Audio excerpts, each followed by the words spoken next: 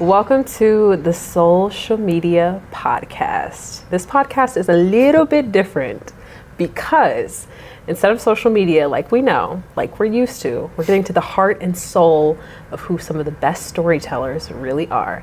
Joining me today is Robert Courtney. I like it so much. Me too! I was like, oh, we in this mug. So I was trying to figure out. Did you wake up in the middle of the night out of like a deep sleep with that on your brain? I'm screaming. Are you patronizing me? No, I'm just, I feel like one of those just moments in the middle of the night type of No, thing. I was like, it's a God thing. So I was talking to my friend Dina and I'm just like, so I had the 10K podcast and like my team was like, you're kind of talking a little bit about money. Like when did our focus become money? Yeah. And I was like, I thought we were having fun talking about everybody like making money. Boop, yeah. boop, boop. Yeah. And then they were just like, why don't we get back to the heart of storytelling? And I thought about social media in general, like why I really fell in love and like what the stories and stuff like that were.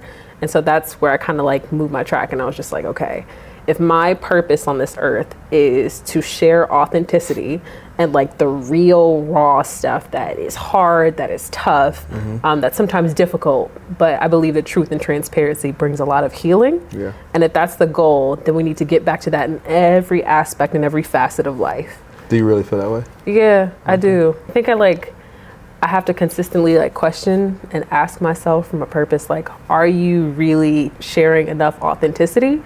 And if not, then recalibrating. Like, for instance, I try and share, I think originally when I was in that lane, I was sharing a lot about like debating whether or not I was going to get an abortion and like being poor in LA and really having like a hard time. And even now I try and share like a lot about the depression. These or, are like, your the faith stories. side. These are my stories. Got it. But I think it's important to share other people's stories.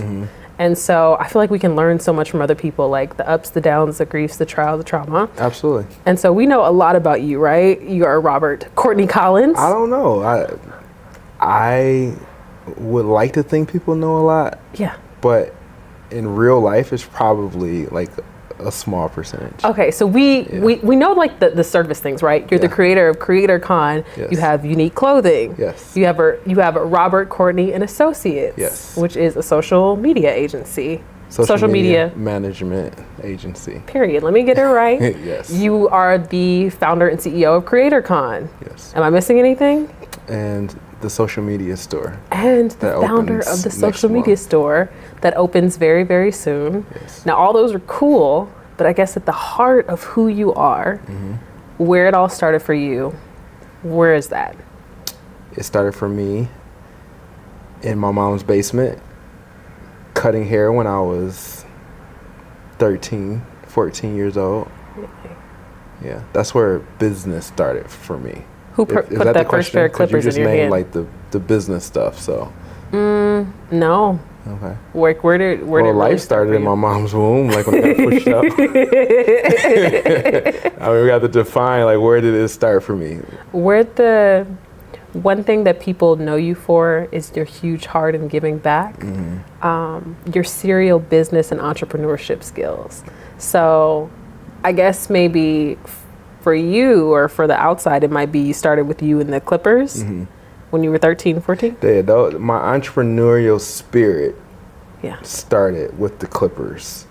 In terms of my heart, like I question whether people know that.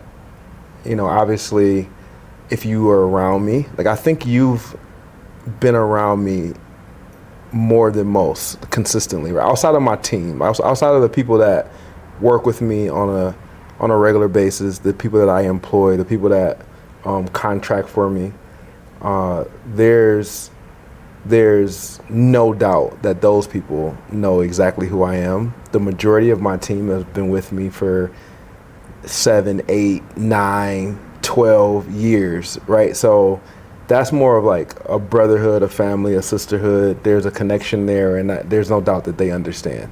Yeah. The people that get to interact with me periodically, I will put you in that circle.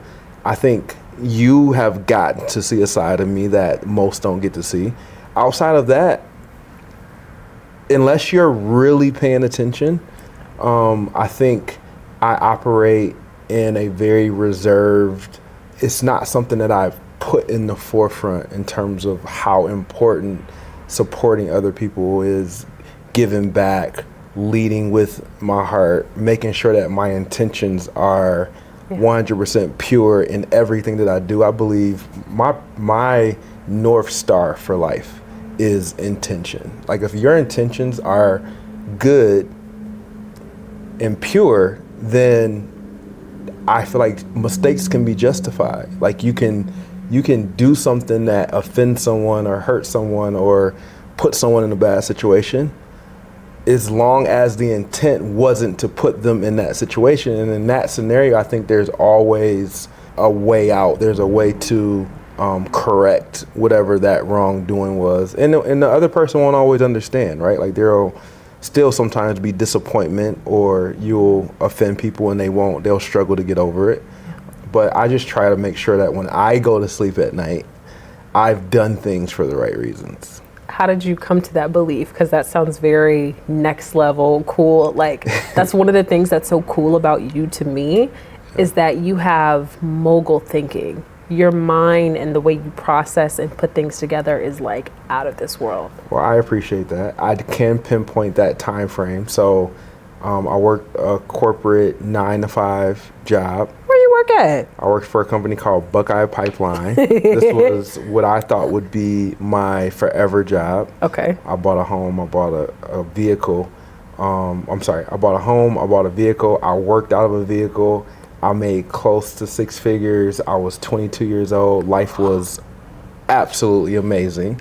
I was doing things that most young 20-somethings wasn't doing in that You've been a boss. Frame.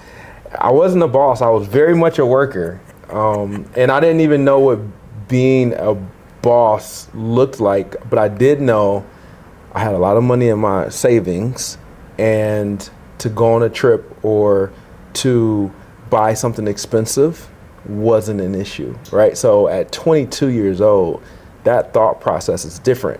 At 22, because I had the basis, like Maslow's hierarchy of needs, right? It's like, make sure that your foundation is good, make sure you have shelter, make sure that you have food, make sure that you're taking care of your basic priorities.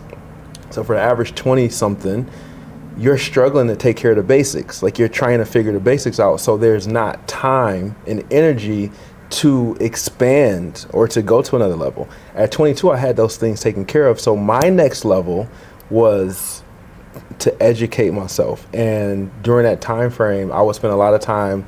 Buckeye Pipeline was a gas transportation company. We moved petroleum through pipelines underground across the country. And a lot of times I would just watch construction sites to make sure that they stay a certain distance away from a high-powered gas line, because if they hit it, it could create a big explosion. Most of the time, those construction sites, the excavation was happening a mile away, like 4 miles away. So I would still have to sit there as long as they were within a certain feet. I would still have to be there. This would go on for days sometimes. So I would read book after book after book. I would read these books that a lot of times didn't even make sense to me, but because I was on this path to just increase my knowledge of life and purpose and understanding and becoming a better version of myself. I read books from Russell Simmons. I read, at the time, 50 Cent had come out with the book, 50 Laws of Power, I think it was. There was just all these books that either I would find or would be recommended to me. And during that time, I think I created a layer of spiritual evolution for myself that didn't exist prior to that. And it wasn't until much later I cashed in on all that knowledge and information that was put into my mind. So fast forward, I got fired from the Buckeye, from the job. Why? Not to be in your business. No, this is a story I tell all the time.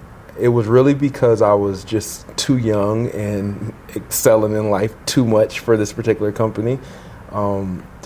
the average age at that particular company was probably 43, 44, and I was half of that. And I believe it was just they needed to trim fat, and I was the lowest man on the totem pole. And so I was the person. I never missed a day. I was never late. I did my job. I probably could have showed a little more enthusiasm and initiative, if I'm being honest. But beyond that, there was no specific reason why I got let go. But getting fired from that job was the best thing that ever happened to me. Did it feel like that at the time? Absolutely not. It was horrible, which is probably another part of what you're asking, right? Like, you need traumatizing events, catastrophes, massive failures to do the soul searching that you're speaking to. And in those very, very dark moments is when you find the best version of yourself. And I truly believe that. And without those type of scenarios, I don't really know if it's possible. Like, I don't think you know who you are until you've been completely with your back against the wall and in a situation where doesn't feel like there's an escape or a way out. Are there moments in your life where your back was against the wall, or you're completely like in like, I don't mean to sound so formal, like perilous situations, a few that you could name? Yeah, I mean, so that situation was back against the wall, brand new car, brand new house, $1,300 mortgage payment, $750 truck payment, car went to the point of repo, house went to the point of foreclosure. I rented the house out and went and moved with a person that I barely knew. After moving into this house, I find out this person has a Doberman Pinscher, which I am not like a dog person at all. This dog uses the bathroom in the house on a very regular basis, will take full craps in the middle of the hallway. And I'm coming from a situation where I'm in a brand new house and life is plush, to this situation where I don't know if I can walk down the hallway without getting bit by a dog or stepping in dog crap. So that was, in my opinion, like, that was borderline, like, no way out scenario. So that was the start of it. And then fast forward, everybody knows the story of working at the barbershop and kind of finding my way, finding my passion, and starting to excel a little bit. But then I bought the barbershop. I partnered with the lady who owned the barbershop, bought the barbershop, bought her out of the barbershop. When I bought her out of the barbershop, I found out really what being the owner was, which was no one else is here to take care of the bills and to rescue you from situations that the employees are not responsible for. The owner had a water bill that had increased to thousands and thousands of dollars that I was not aware of. The gas and light bill was on the verge of being cut off literally every single week. So imagine working in a barbershop in the hood of Detroit. And I say hood, some may consider it the hood, some may not. It's Michigan Avenue between Cecil and Central. It's like borderline Southwest. I was from Romulus. So imagine working in a barbershop with 7 barbers who's from the hood, and the guy from Romulus is the owner and responsible for all these people's livelihood, but praying that the lights don't get shut off in the middle of their haircuts every single week for years. This was the case. I owned that barbershop for 12 years. So around like year 6, I finally paid it off, and I was finally kind of in a more peaceful state. But like, these were like my daily demons that I was battling that no one knew. Like, I showed up with a poker face. And so I think what you are witnessing now, or what you've become accustomed to experience, is me mentally compartmentalizing these things that I have to deal with, where the rest of the world can't necessarily know, because now I put everybody in a frenzy, and I still have to function as a boss, as an owner, as a person that is in control of the situation, and make them believe that everything is good when everything is not good. Like, everything is volatile at every second. And those are just a couple examples. That makes sense. But there's two things that I want to ask from that. One is, let's go here first. So when you're thinking about all these things, combining them together, and you're having to show the strong face as a leader, when do you get to like chill out? You don't. Not in early days of entrepreneurship. Like, that's, in my opinion, what defines a true entrepreneur from a fake entrepreneur, or from a person who isn't naturally built for entrepreneurship. If you don't have the ability to navigate those type of scenarios, entrepreneurship will expose you at some point, and it will send you back to your 9-to-5, or send you back to a situation that's stable and secure, so that you don't have to handle the pressure of needing to almost perform on a daily basis. You talk a lot about entrepreneurship. I want to go back to that barbershop, because you were 13 with some clippers in your hand, right? Well, I was 13 in my parents' basement. In your parents' basement? Yes. Who put the clippers in your hand? Who told you you can do a skill and make money from it? So my dad was a barber. Well, he wasn't a professional barber. He cut his son's hair, like his kid's hair. So it started there. My brother picked it up from him, and then I picked it up from my brother. So, and I like the idea of going to school with money in my pocket and being able to buy people stuff. Like, that was just cool. You're trying to buy girl stuff? I bought them honey buns and Country Time lemonades on a very regular basis. That's actually really funny. Okay, so entrepreneurship, that skill set was kind of when you started. Yeah. What do you feel like has been your biggest loss in entrepreneurship and your biggest win? My biggest loss in entrepreneurship was probably, that's a really good question, Toi. I don't know if I ever thought about that. Yeah. And you can take some time. My biggest loss, like financially or like mentally, emotionally? Wherever you go with that. Okay, so I'll give you two. One was I bought a hat embroidery company on a whim, because after owning Unique, I wanted to see if we could do some of the clothing ourselves. So the plan was to start with a hat shop, and then expand into other clothes that we would eventually use. And you know how much of a fan of hats I am.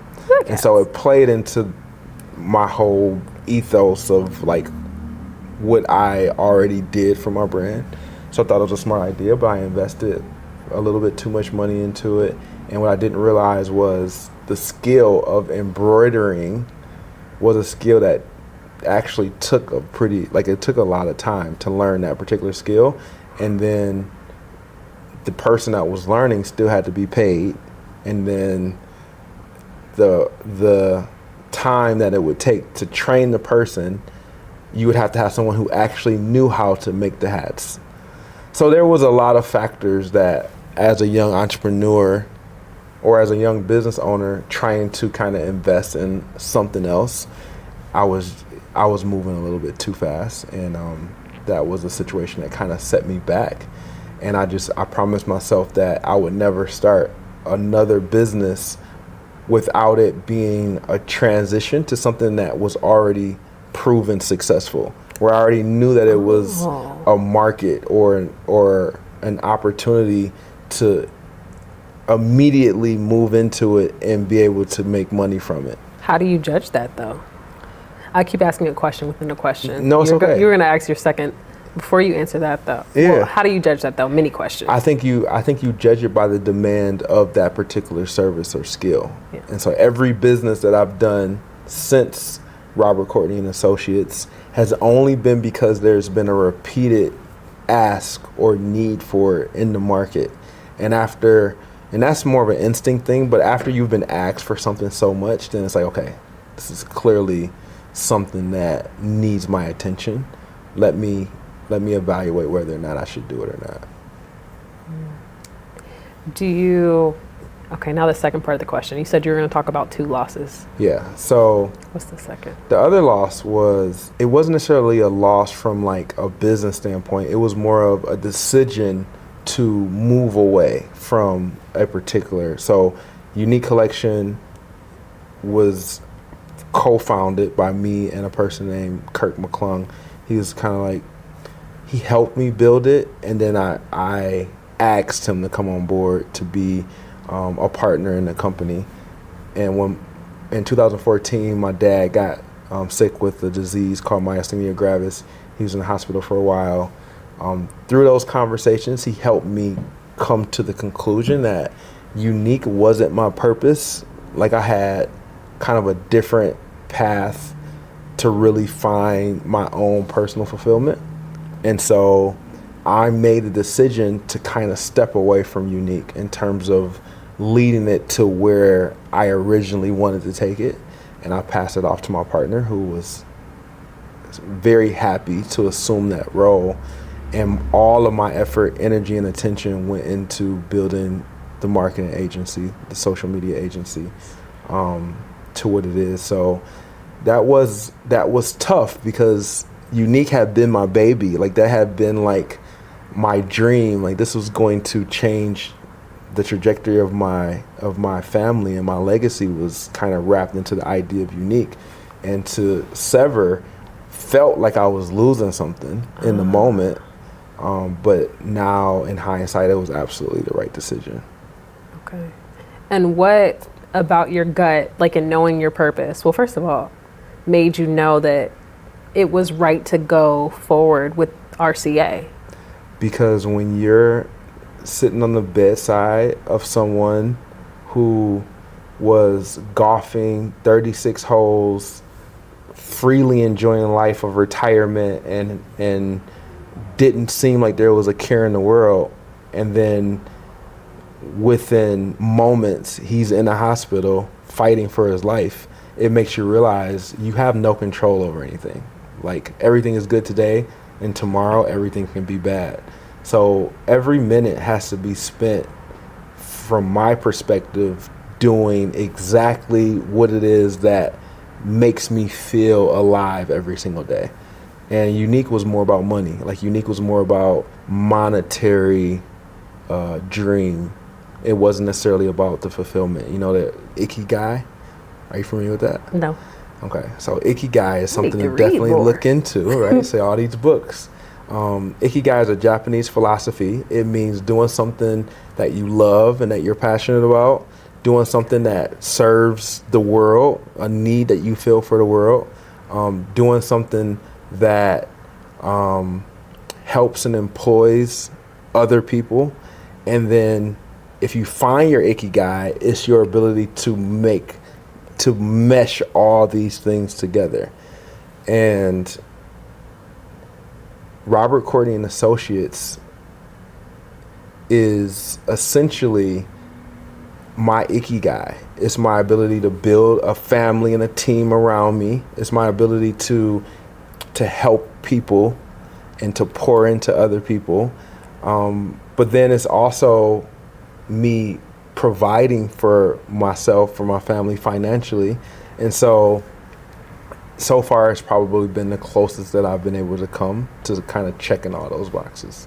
So what do you feel like? I know you mentioned your purpose. What is your purpose? To help people. My purpose is I feel, and your purpose changes, right? Like, you go through different variations of what your purpose is. My purpose prior to Ashley passing was absolutely to help people. It was for me to help individuals find their own transformation for the thing they aspire to be. And a lot of times that vehicle is entrepreneurship or small business. But sometimes it's just more about finding a voice or becoming confident or not being afraid, right? So there's different transformations that helps different people go to the next level. Once Ashley passed. And who was Ashley? Ashley was my wife for 13 years, and then she passed away in 2021. When she passed, I realized that my purpose is about helping people, but it's really now more specific to the personal transformation unrelated to business, right? Like everything was always driven by like, how can I help you take whatever it is that you're afraid of or need to transform from and translate that into some type of business activity. And now I just realized that it's just about transformation in general. And like whether it results in business or not, I can play that role in people's lives through conversation, through questions, through clarity. And that isn't necessarily happening right now, but this is the goal, to get to a place where the money part doesn't really matter. Like conversation with me, like money is very low on my priority poll. Curiosity, things like that really it's asking the questions that creates the aha moments for the person that I'm talking to. If I can get you to think about life differently, that's when my energy goes up. Like that's when I start to really feel alive. Do you feel like would it be fair to say that loss like shapes your viewpoint on life? Because you mentioned, of course, the passing of your father, the passing of your wife. Like, how does grief come into the picture? How does it shape you? I think there's nothing that shapes you more than grief and losing someone that's close to you. I was one person prior to both passings, and I had to become a completely different person after, to the extent that I had to relearn myself. Like I had to get to know the new version of myself, almost like it was a completely different person. I would find myself responding and reacting differently than I would have ever reacted, to where I was surprised, like, wait, did you say that? Really? Or my attention span becoming much shorter. My answers to questions becoming much deeper. So like all these things were adjustments that I had to process. Okay, can you give me an example? Like prior to Ashley passing, what would have happened versus after Ashley happened? So prior to Ashley passing, I was I was the most patient person that you would have ever met in your life. After she passed, my patience left. Like I don't have patience for a lot of things. And it's because like my dad passed, and my appreciation for breathing grew. Like waking up in the morning is a gift.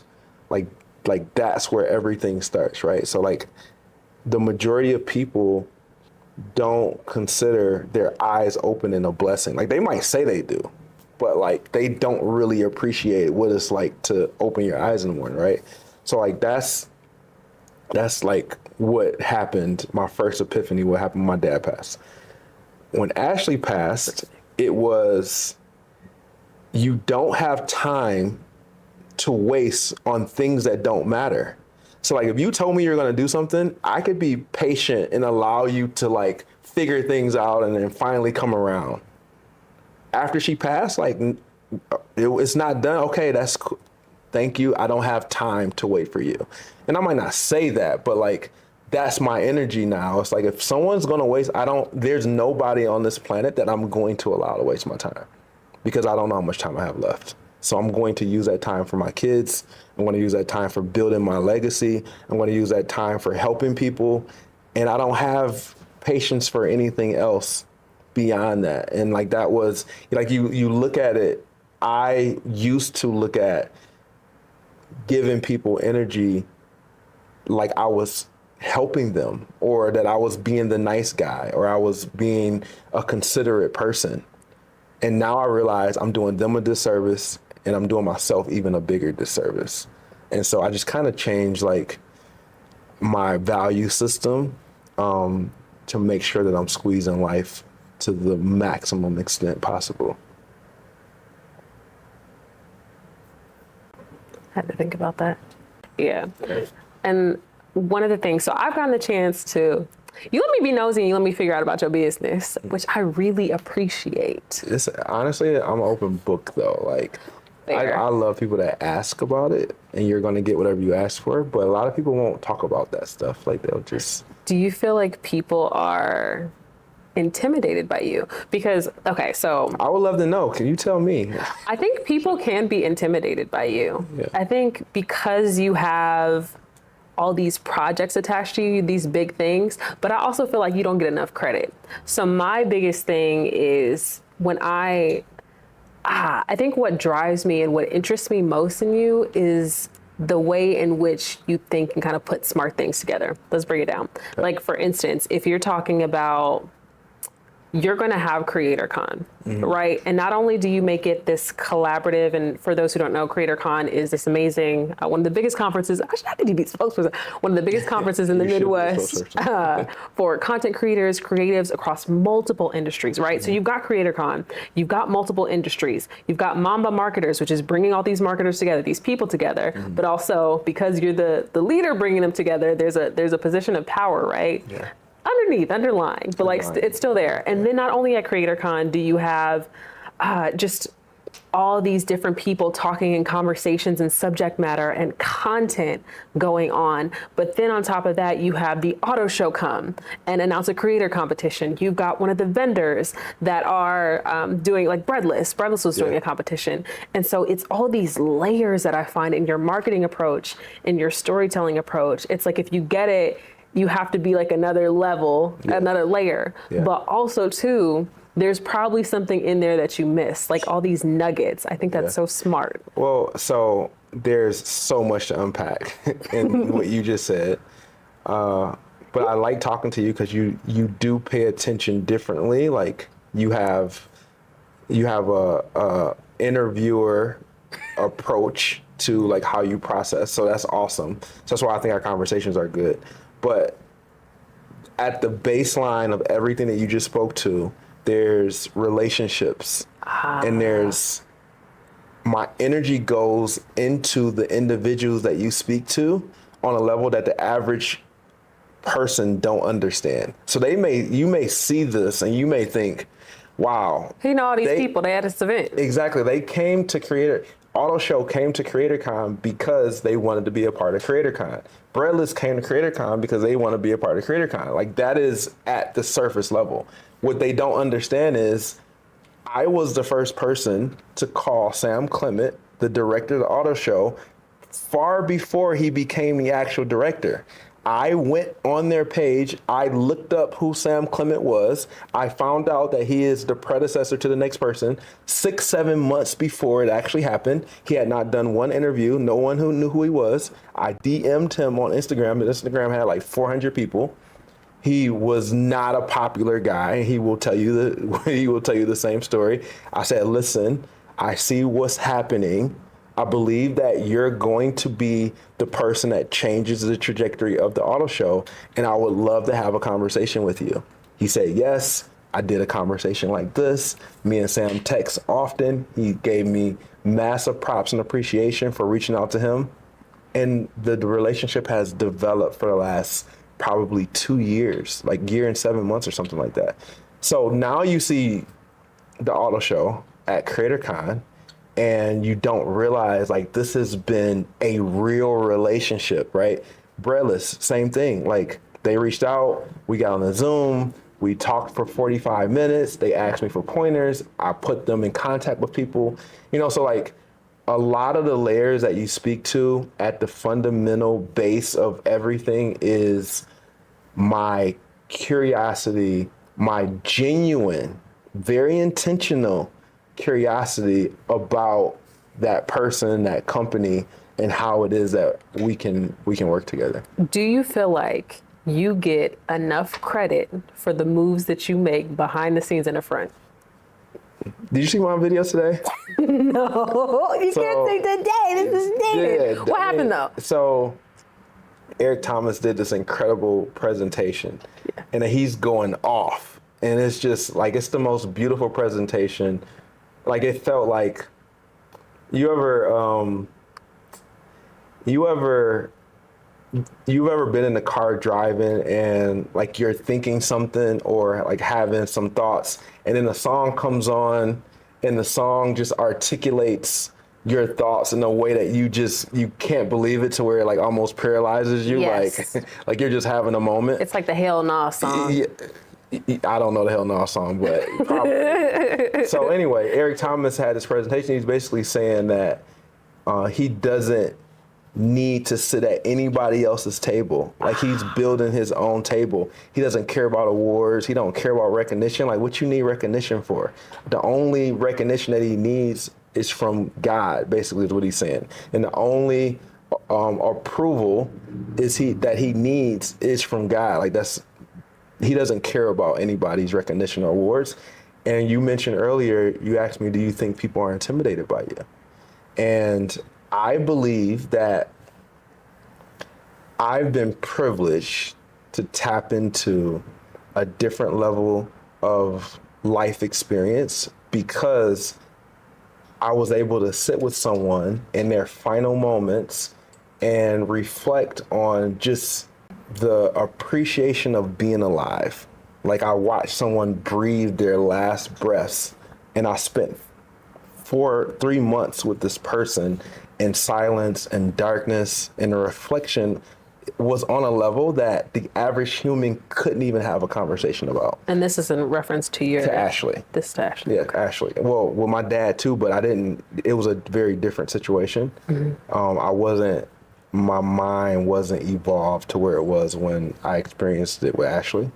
And so these are things that I don't typically talk about, but it references what you mentioned, which is, do I feel like people are intimidated? And I don't think they're intimidated. I think that they have trouble processing my energy, because my energy is a very I don't care energy. Like, I respect you. I have appreciation for the work that you do, and I'm clapping for it.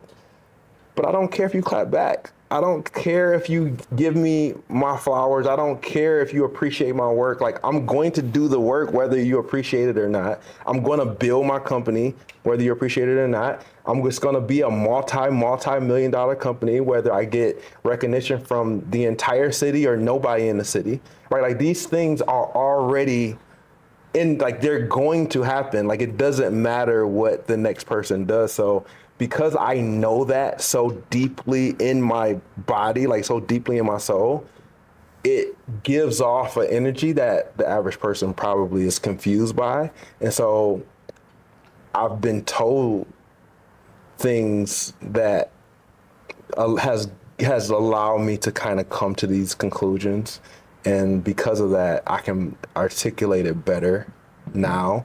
But at first it was like, it's weird. Like, why do I not get the conversations or the ask or the, and then I had to process it and understand it. Do you feel like, we're just talking about Detroit because we're in Detroit. Mm-hmm. Do you feel like you are, we'd had a conversation one time and you were like, there's people who have been inside of the circle, quote unquote circle, and outside the circle. And I've been both ways. Where are you right now?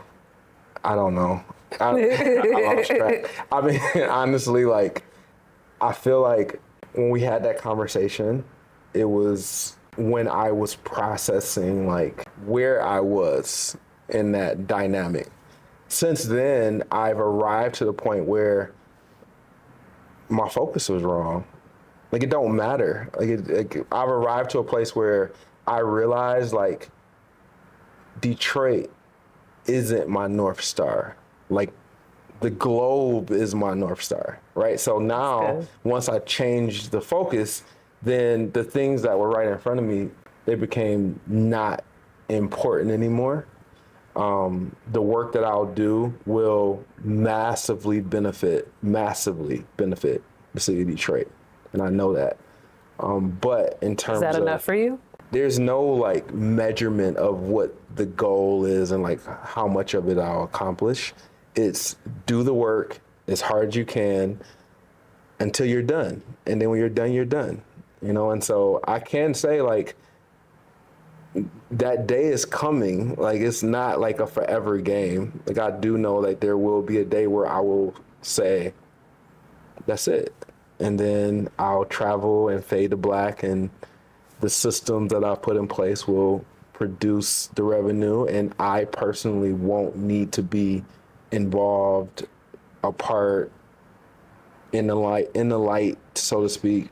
The brands will replace me and be the thing that's front facing. This is called the Soulcial Media Podcast. What does social media mean to you? Do you feel like you show up the same way in real life and on social media? I fight tooth and nail to be the same person in person that I am on social media. I think for so long, social media required a presentation. Like it requires you to be on, or it required, like past tense, for you to be on. It's almost like, I keep using the news reporter reference because I know you understand that, but when you go out and you cover a story, like every reporter has like their news voice, right? They can kind of go into like this more proper enunciation of words. And that's how I felt about social for so long. When you get in front of the camera, your energy has to go high for it to be normal, you know, for the person that's receiving it. And so I adapted to that over the years, and I think if it's actually become more of who I am.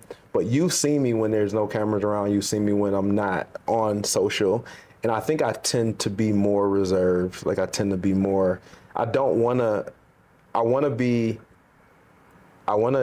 to be known that I am there, but I don't have to be seen or known, if that makes sense. Like I call myself the loudest, quietest person in every room. You're going to know I'm there, but I'm probably in the corner. I'm probably in the back of the room. I'm probably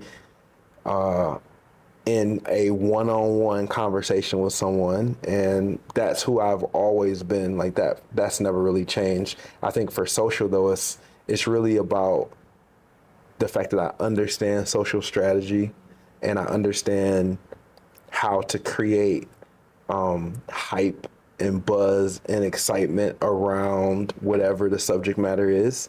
And so because of that, I have to play into that role of making sure that people know about the thing that I'm trying to bring energy to. But what does social media mean to you? For me, it means brand build. It means daily messaging around the things that matter most to you, whether that's business, whether that's family, whether that's culture. But for a person that's ran a management agency for so long, that's what I internalize it as. Like, how can you make your activity on the internet connect with individuals so that when they meet you in person, they feel like they actually know who you are? Last question for you. Okay. There's a saying, right? You know, everybody's always like I put my heart and soul into something, right? What lights the fire in your soul and yours? You talked about that to us. What do you want people to know? If there's one thing, one takeaway they can get from, like, you know, all the things that you post and things that you say, the work that you do, what would that be? That there's thought and meaning behind any piece of content that you ever see come from me. Like, there's nothing that's not multi-layered. Like, there's no piece of content that I put on any platform that was put there to just put it there. And if you look and think about it for just a few seconds, like I know you do, you'll realize, like, wait, there's more here. And sometimes it'll actually make sense after like a month. you'll think about something that I put out and you'll say, oh, like that's why he said it. And I think that's why, like for me, social media gives you the ability to create layered messages, and it allows you to create a deeper, more in-depth version of who you actually are if you use it as the tool that it actually is. A tool. Okay. Yeah. Thank you so much for joining us on the white couch. Thank you so much for having me. I felt like it was a therapy session. Did you really? Yeah. It's good though. I didn't want it to be a therapy session. I just wanted to figure out your soul. Therapy is good. Your heart. Yeah, I mean, you talk soul, you talk heart, then you're probably doing some therapy. Well, I feel like I'm a therapist. Well, if people want to follow you, check out your work, check out what you do, where can they do that? Robert Courtney Collins on all platforms, and Robert Courtney and Associates.com for social media management activity. The Social Media Store 1.com for becoming a member of the Social Media Store. And CreatorConDetroit.com if you want to come to CreatorCon next year, November 15th.